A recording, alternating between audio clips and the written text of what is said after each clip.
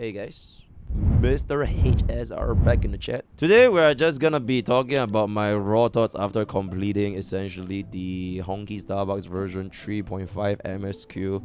After I think our playthrough was slightly over 6 full hours. So first things first, right off the bat, if anyone tells you it's a 4-hour long quest, they're lying.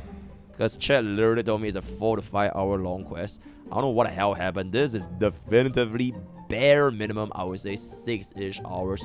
To be fair, I did read through, I would say like 99.9999% almost everything. I didn't just skip a single time. Read a couple of the additional dialogues here and there. So maybe if you actually are right, very skip button trigger happy, I think you can get this out in like within 4 hours. I think that's a little bit fair, right? So just a little bit of a heads up for the duration of the quest.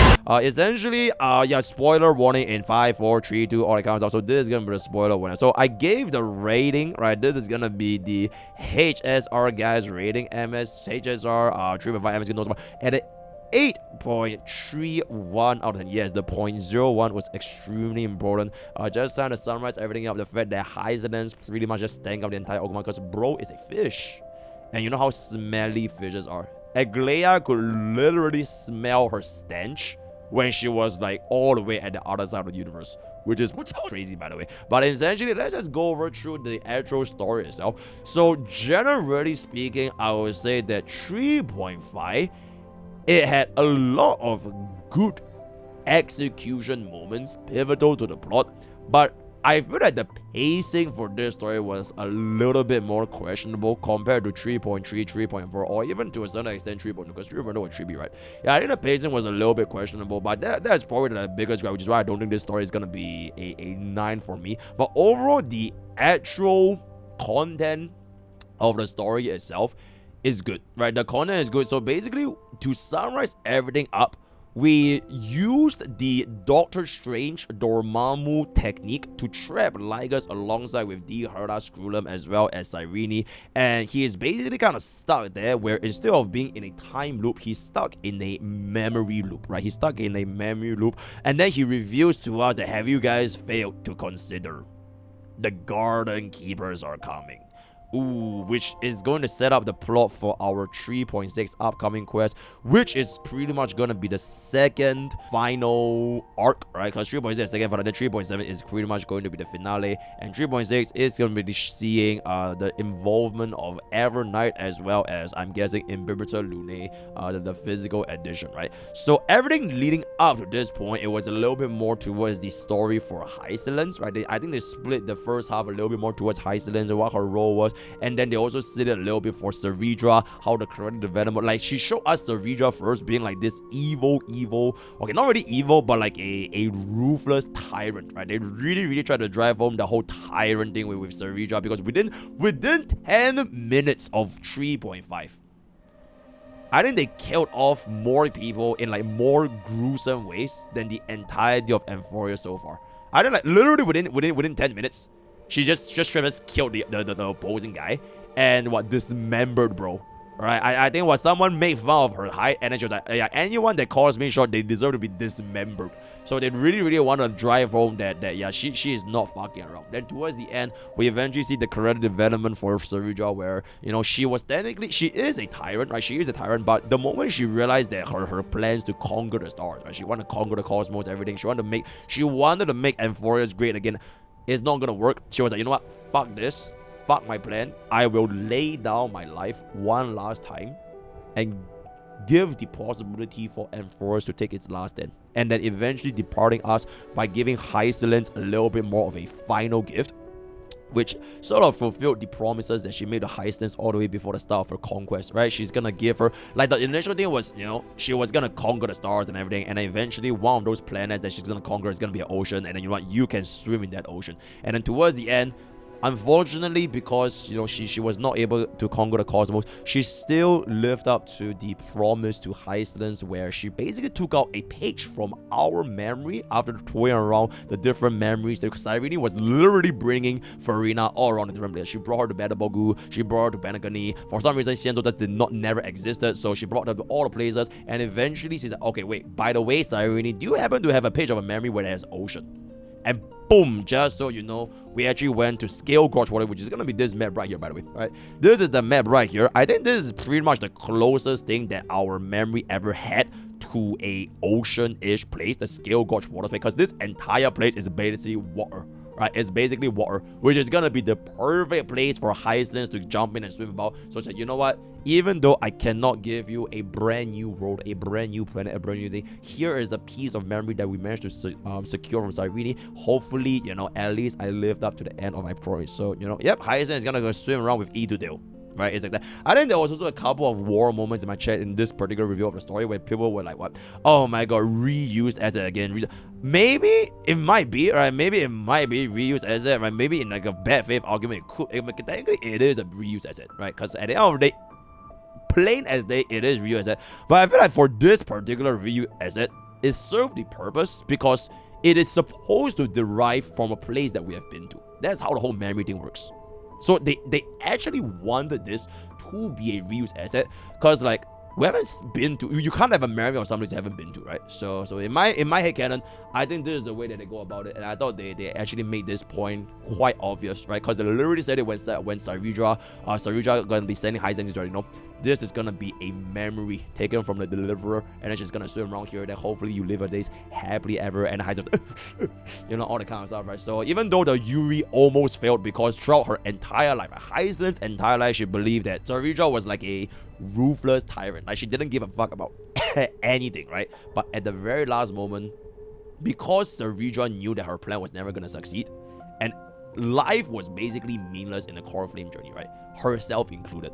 So she made one last move to basically set up for this final moment, which brought our hysilens up with, you know, the Joe with Ligers. We had a final fight, everything, and then this is like the final. It's like your boss's final gift before your boss goes away.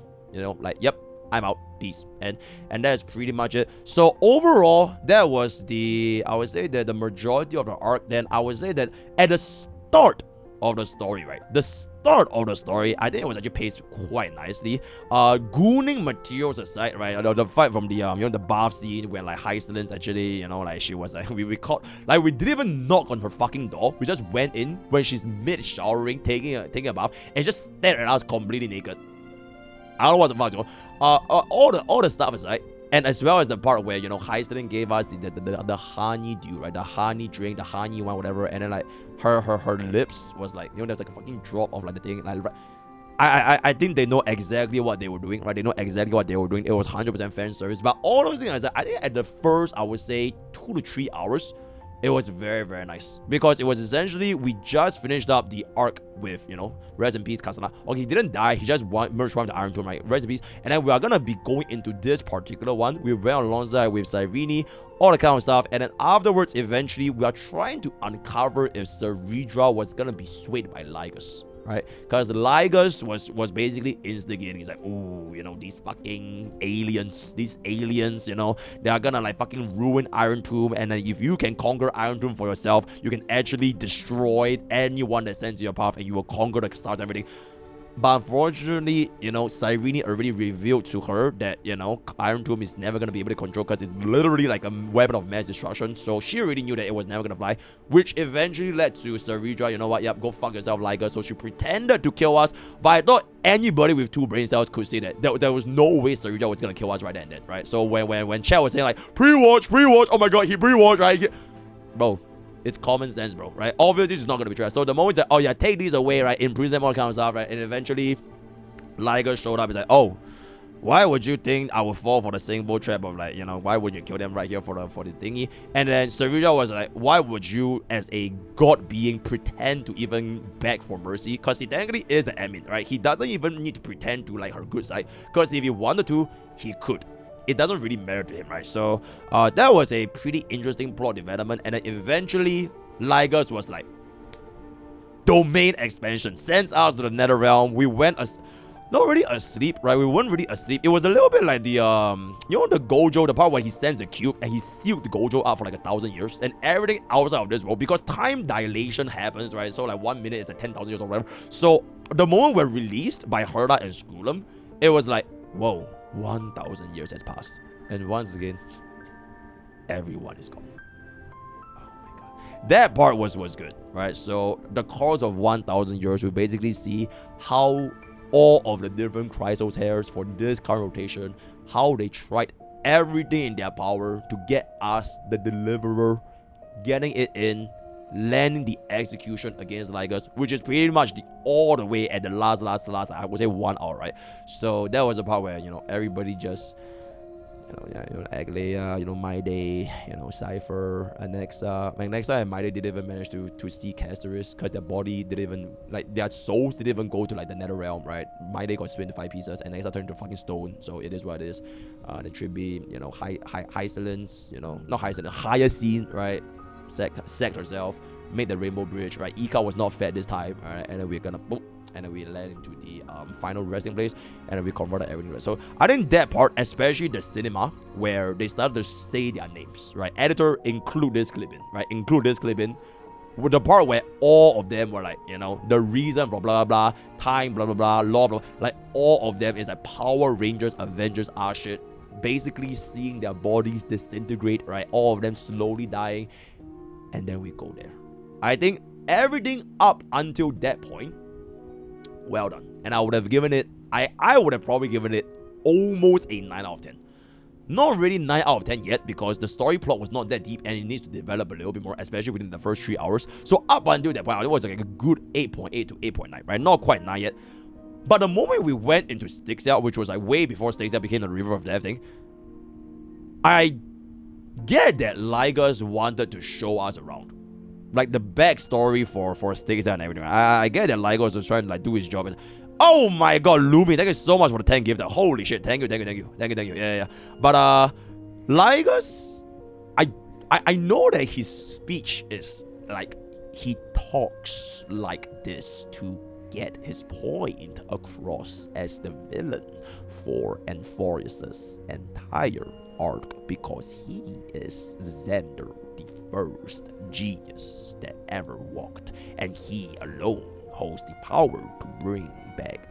So it works like last time, because I think Ligas's dialogue bloat was not that big compared to 3.3 and 3.4, but this time Ligas was really gonna drive it in, bro. He was really, to the point where the writers, they were literally self-aware. He is bro, for someone in jail, you really talk a lot, huh? It was literally one of the dialogue options. So I think they know that Ligas just speaks way too much, but at least they were self-aware. But even if they are self-aware, for me as a consumer, I think the pacing, it was just a little bit off, right? It was a little bit off, because by the time he was trying to explain everything that has happened to the people, where Saridra brought his army, right? Brought her army to go against Fagosa, and she sacrificed all 500 to the Christ.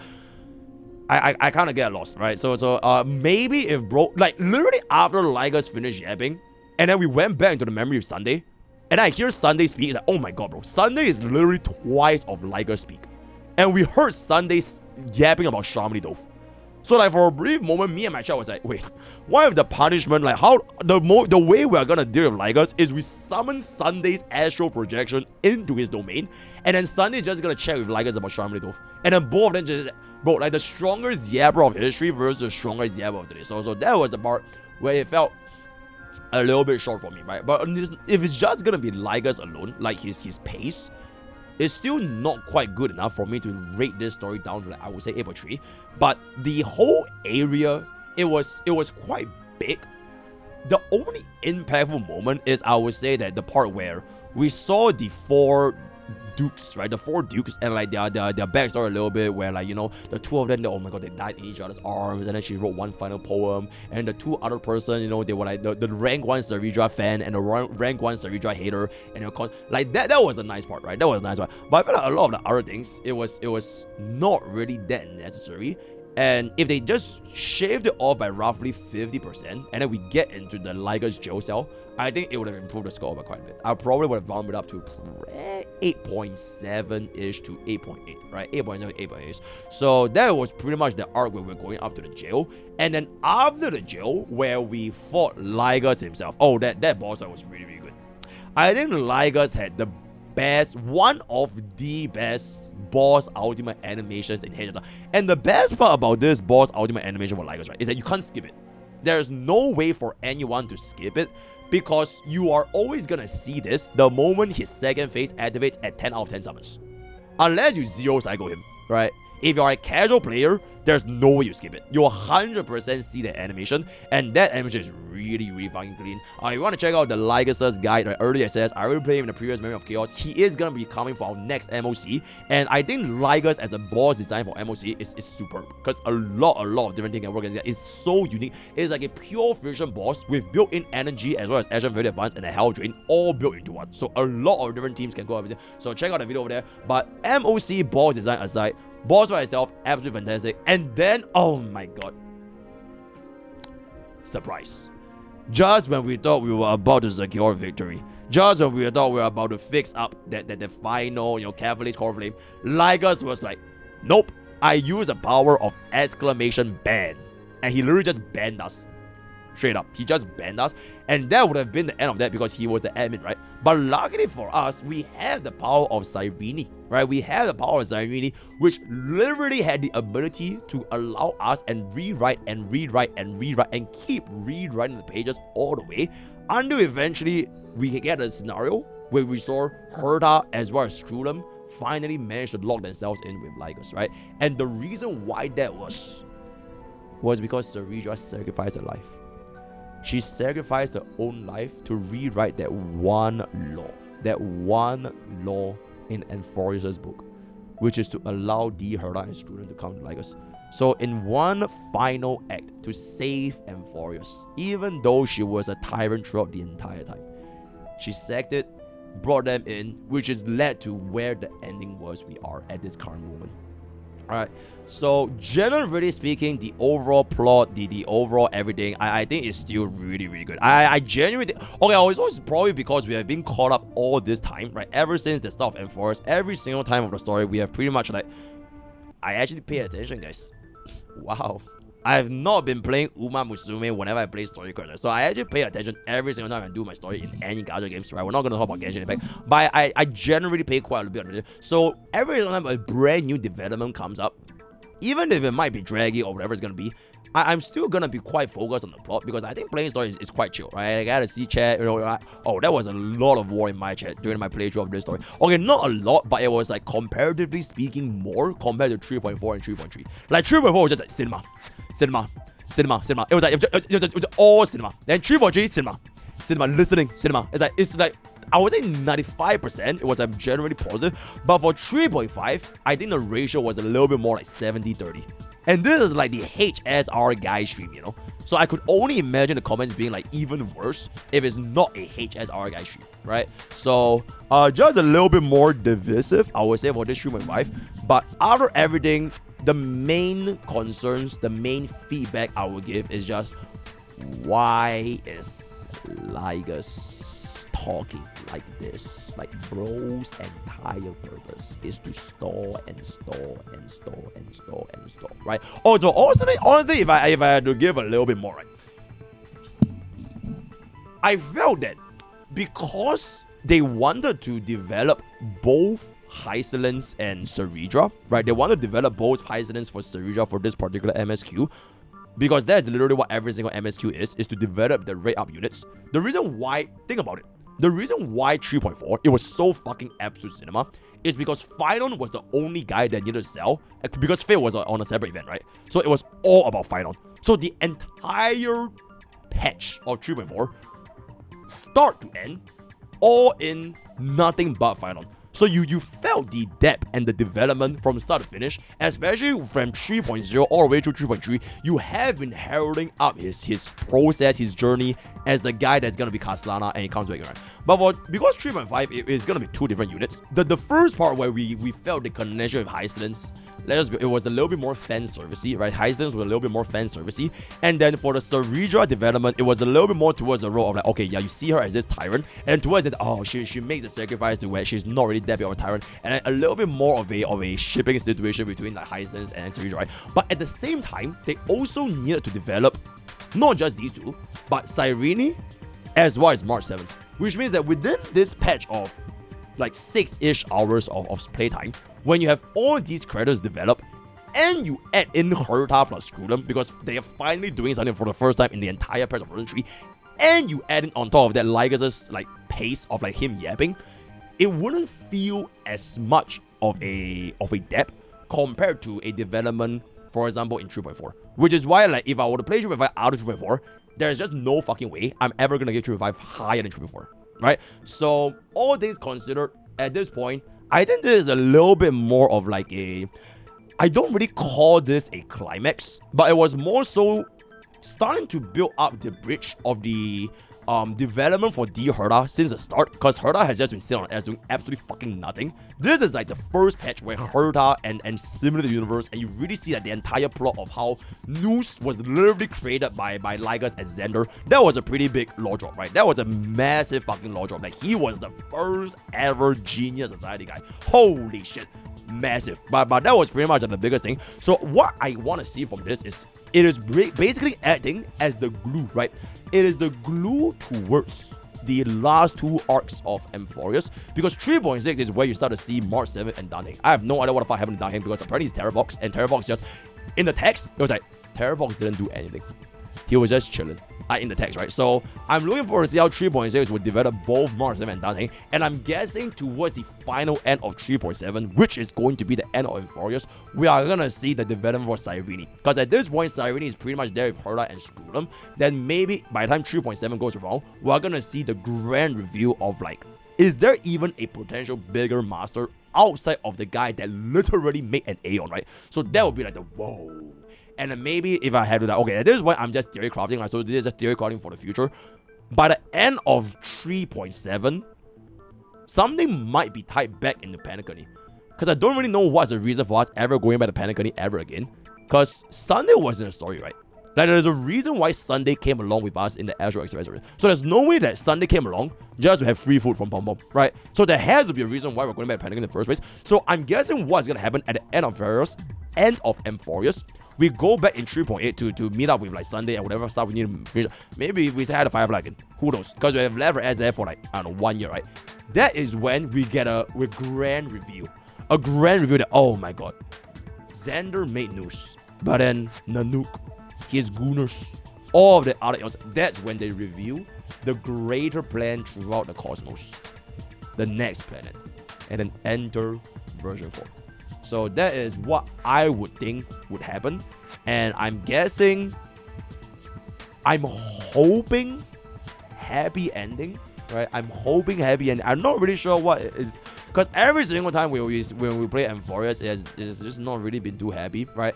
It's like a conclusion that, oh man, they are done. Because there can really only be 2 different things that can come out of Amphorius, right? It's either Iron Tomb survives, which I just don't think is ever gonna happen, right? Because that means end of the world, all kinds of stuff. So I'm guessing that's not gonna happen. But if that does not happen, do we actually see the ability to split out Castellana away from Iron Tomb? Because he has become one with the Iron Tomb, right? Or is this going to be like a, you know, Honkai Impact 3? The whole Elysian realm, Mimi, Elysia, all of the different people from Elysia realm, and then they're gonna play the fucking song from Elysia realm, and then TV comes to a close, and then boom.